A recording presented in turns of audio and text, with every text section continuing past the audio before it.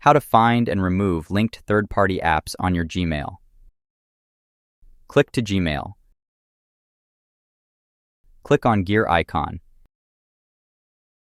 See all setting.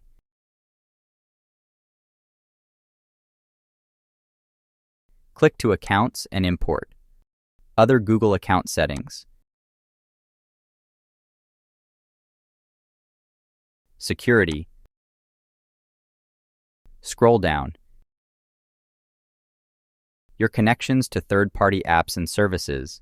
Click See All Connections. 2 apps sign in with Google. If you don't need this, you can remove it. Delete all connections. Click to confirm.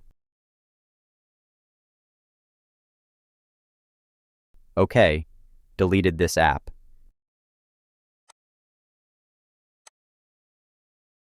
Both apps has been deleted.